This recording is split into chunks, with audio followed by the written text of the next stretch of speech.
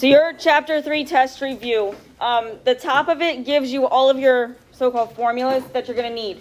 So you need to know how to find the slope of between 2 points. You need to know slope-intercept form, so that y equals mx plus b. You need to know point-slope form, so y minus y1 is equal to m times x minus x1. You need to know how to find your x-intercept, how to find your y-intercept. Your parallel lines have the same slopes, and your perpendicular lines are opposites and reciprocals of one another. The first part we're doing is we're just finding the x and y intercepts. So for each of these questions, find your x-intercept, find your y-intercept. For number 1, you have 5x minus 3y is equal to 7. To find your x-intercept, what are you going to plug in for y?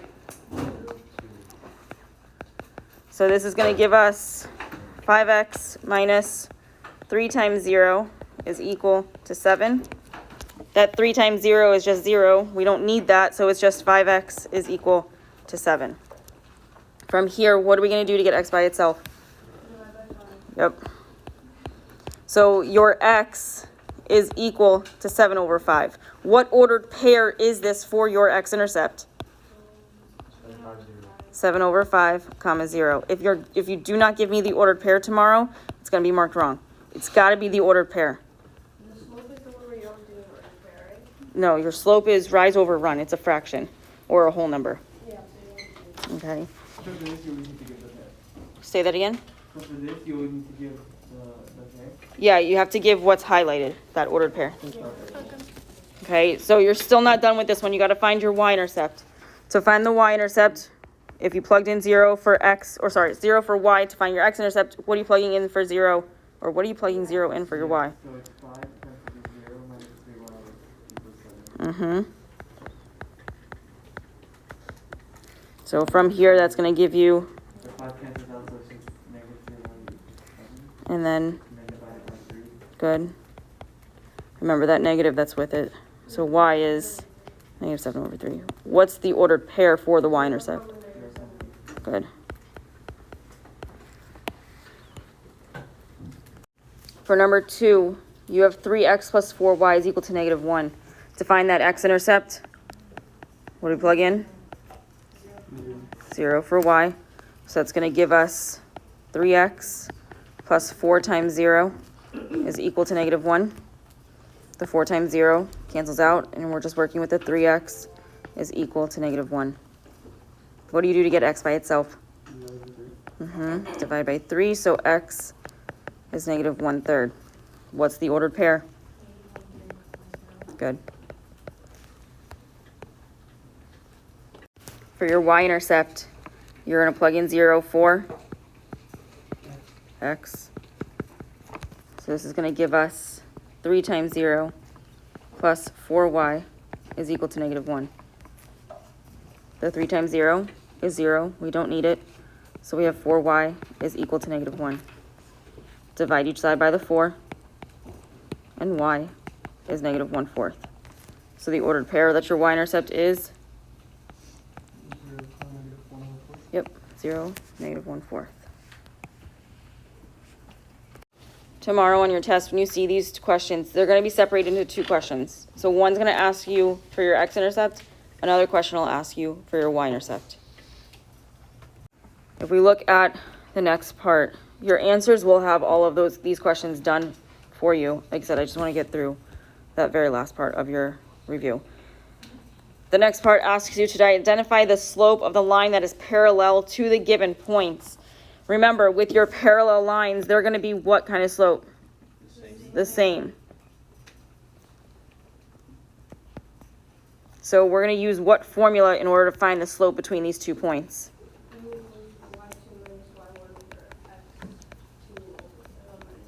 Okay. Be careful with this. On your quiz, a lot of you switched it to where your x's were on top and your y's were on the bottom. So like I said, be careful with this. To find their slope, make sure it's the difference of your y over the difference of your x. For example 6, you have negative 3, negative 4, and 5, negative 1. Which one of these do you want to be your x1 and your y1? The first one. So x1, y1 is the negative 3 and the negative 4. The x2 is going to be 5. The y2 is going to be negative 1. So this is going to give us our slope, or m, even of that parallel line, is going to be -1 minus -4 all over 5 minus -3. Those double negatives turn into what? Positives. So this is really going to be -1 plus 4 over 5 plus 3.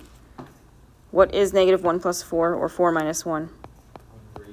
3. What is 5 plus 3? Can you simplify 3 over 8? No. So your parallel slope is 3 over 8.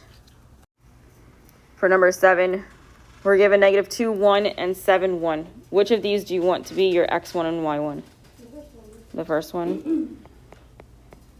So the x2, y2 would be the 7 and the 1. This is going to give us the parallel slope of what? Plug your numbers into your formula.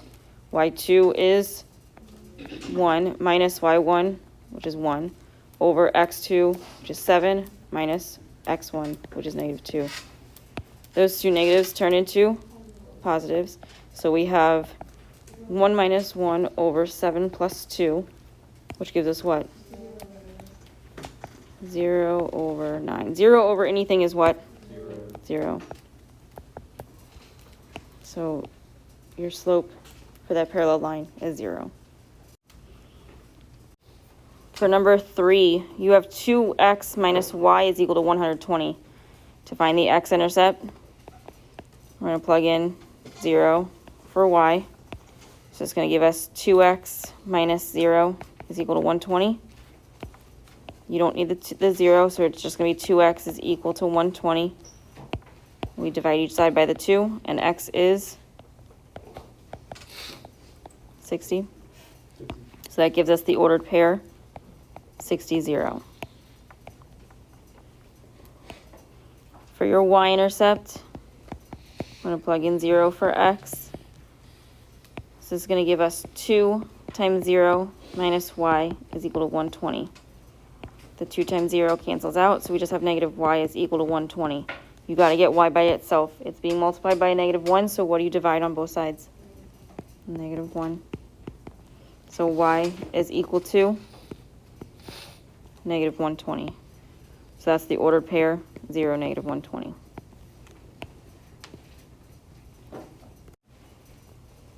For number 4, you have 5x plus 4y is equal to 100. So to find your x-intercept, we're going to plug in 0 for y. So this is going to give us 5x plus 4 times 0 is equal to 100. The 4 times 0 is 0, so it's just 5x is equal to 100. We divide each side by the 5, and we get that x is 20. So that's the ordered pair, 20, 0. For your y-intercept, you're going to plug in 0 for x. So it's going to give us 5 times 0 plus 4y is equal to 100. The 5 times 0 cancels. We have 4y is equal to 100. Divide each side by the 4. And y is 25. So that gives you the ordered pair 0, 25. And for 5, you have x minus 80y is equal to 400. So to find your x-intercept, you're going to take y, replace it with 0. This is going to be x minus 80 times y, 80 times 0 is equal to 400. The negative 80 times 0 is 0, so x is 400. So that's your ordered pair of 400, 0. For your y-intercept, plug in 0 for x. It's going to give you 0 minus 80y is equal to 400. The 0 you don't need, so negative 80y is equal to 400. Divide each side by the negative 80. And you're going to get y is equal to a -5. So this gives you the ordered pair of 0, -5. The next part asks you to identify the slope of the line that is perpendicular to the given points. If we're perpendicular, what does that mean about our slope? Opposite and reciprocal.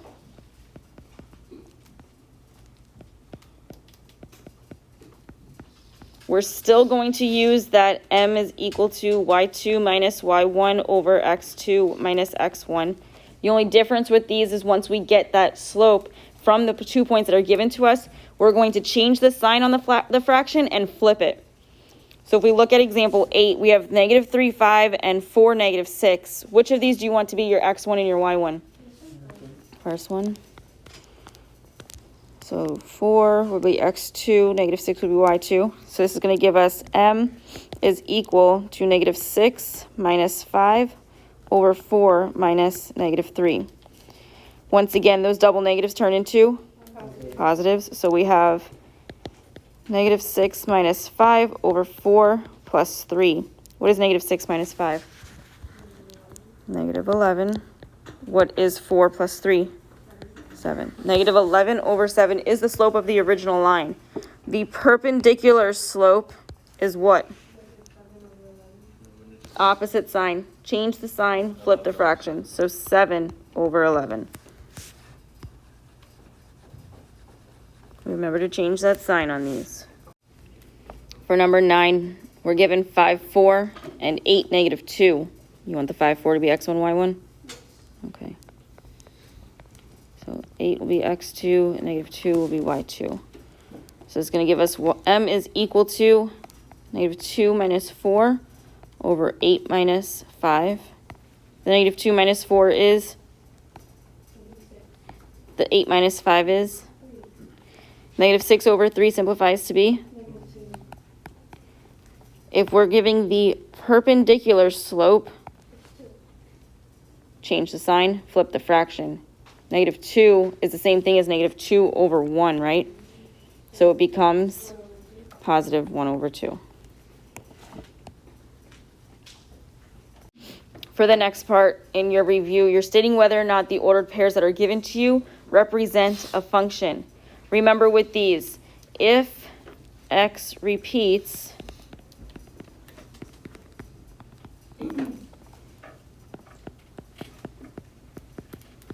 it is not a function.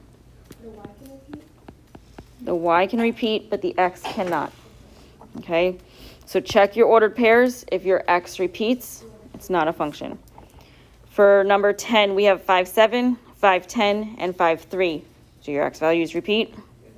They sure do. So is this a function? No.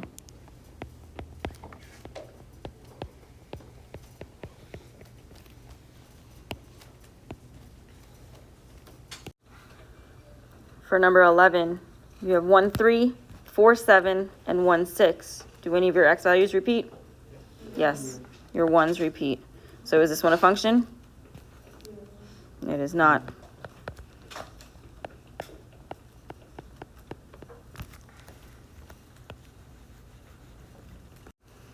And for 12, you have 2, 4, 4, 6, and 6, 8. Do any of your x values repeat with these 3 ordered pairs? They do not. So is this a function? Yeah. Yes.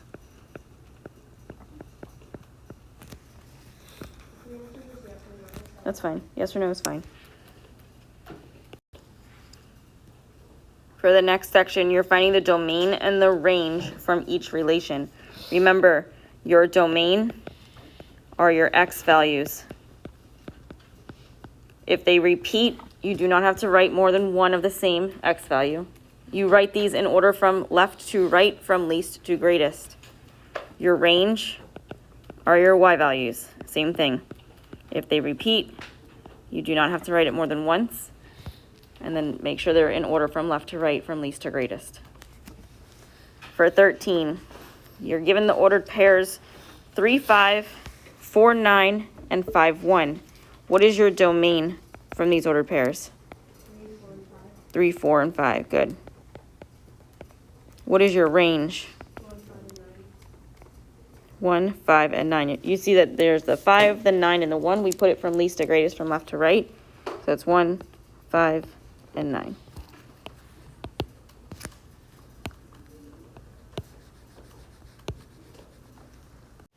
For 14, we have 2, 6, 6, 7, and 8, 9. What are your domain from this? 2, 6, and 8.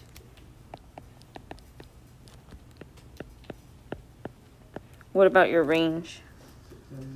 6, 7, and 9.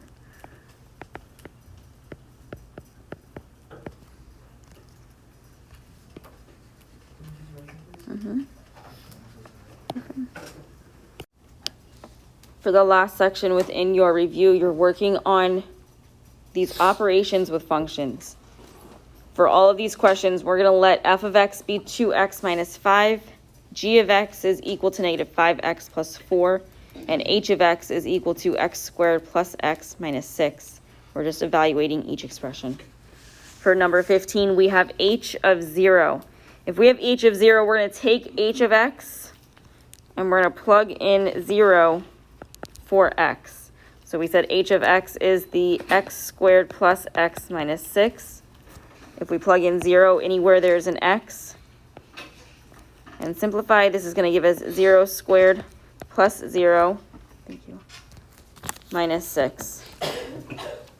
The 0 squared gives us 0. Do we need the plus 0? No. Just minus 6. So 0 minus 6 is negative 6.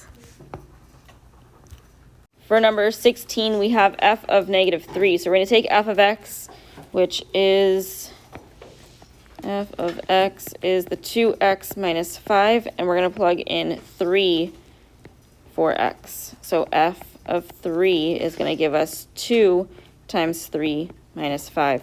Order of operations, you do multiplication before your subtraction. So 2 times 3 is? It is, sorry, thank you. So negative 3, so that's going to be a negative 6, minus 5 is negative 11.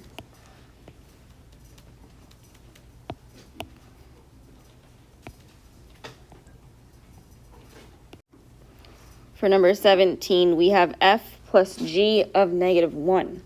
Remember, when we did this section, we said that we could rewrite this as f of negative 1 plus g of negative 1. So if we plug negative 1 in for f of x, it's going to give us 2 times negative 1 minus 5.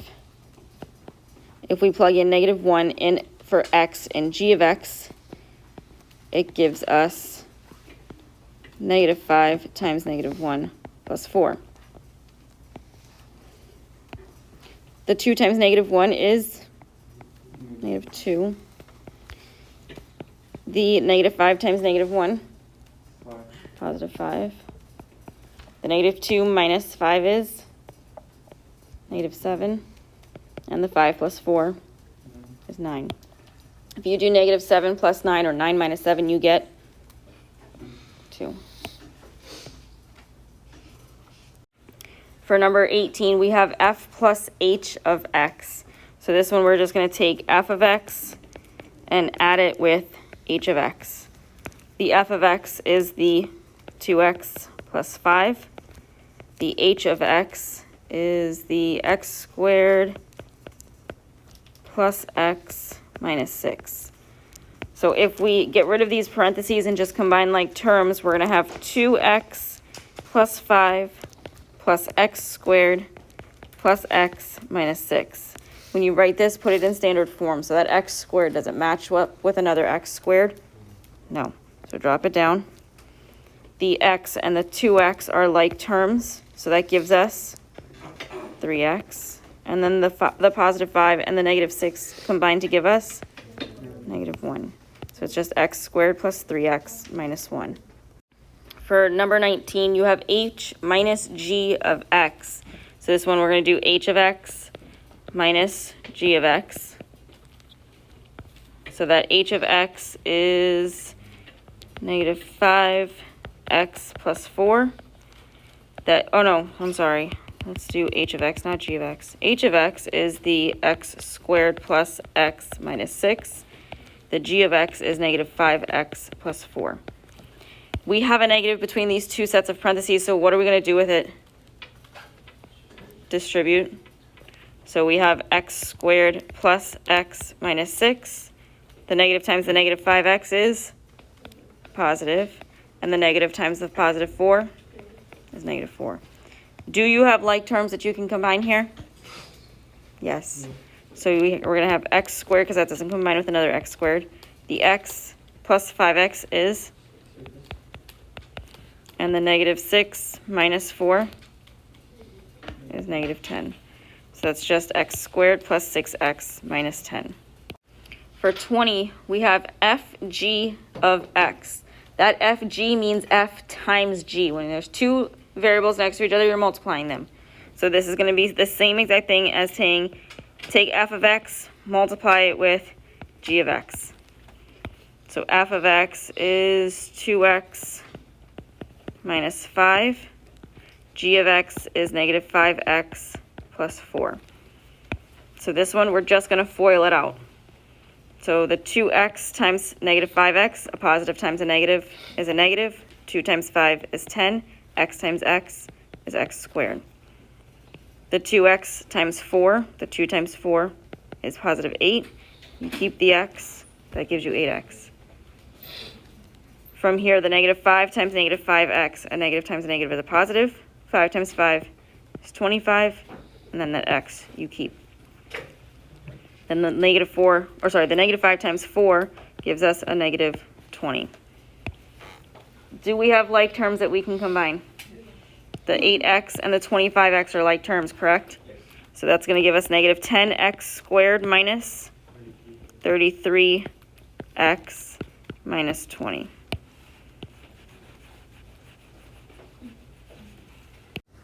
So positive 33x, sorry guys. For 21, we have f of 4 minus g of negative 3. So we said that f of x is that 2x minus 5, that g of x is negative 5x plus 4. Plug in the 4 for x in f of x, plug in the negative 3 in for x in g of x. So this is going to give us f of 4 is 2 times 4 minus 5. F of negative 3 is negative 5 times negative 3 plus 4. Find these first, then plug them in and subtract. So the f of 4, 2 times 4 is 8 minus 5 is 3. So f of 4 is 3. The g of negative 3, the negative 5 times negative 3 is 15 plus 4 is 19. So you're really doing 3 minus 19, which is negative 16. Good. For 22, you have f parentheses g parentheses x parentheses parentheses. This is saying to find f of g of x. So this one is not the same as number 20, because number 20 you were doing f times g of x. So you were multiplying the two. For 22, it's telling you to take g of x and plug it in for x in f of x. So if this helps, identify your f of x. We said that was 2x minus 5, and then g of x is the negative 5x plus 4. So this is saying take g of x and plug it in for x in f of x. So really you're doing f of negative 5x plus 4. So we're going to have 2 times negative 5x plus 4 minus 5. What are you going to do with the 2 that's in front of the parentheses? Distribute. So the 2 times negative 5x is negative 10x. The 2 times 4 is 8. You have like terms with the 8 and the negative 5, so this is going to leave us with plus 3. Good. For 23, we're doing h of negative 2 times f of 0. We said h was the x squared plus x minus 6.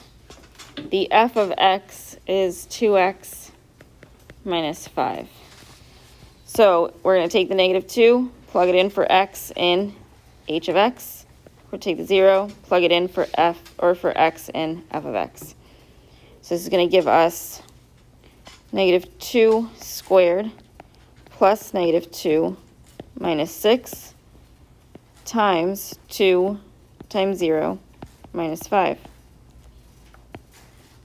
The negative 2 squared is 4 minus 2 minus 6 times 2 times 0 is 0, not 2. I don't know why I wrote the 2. From here, the 4 minus 2, 2 minus 6 is negative 4. The 0 minus 5 is, so 4 times negative 5, positive 20.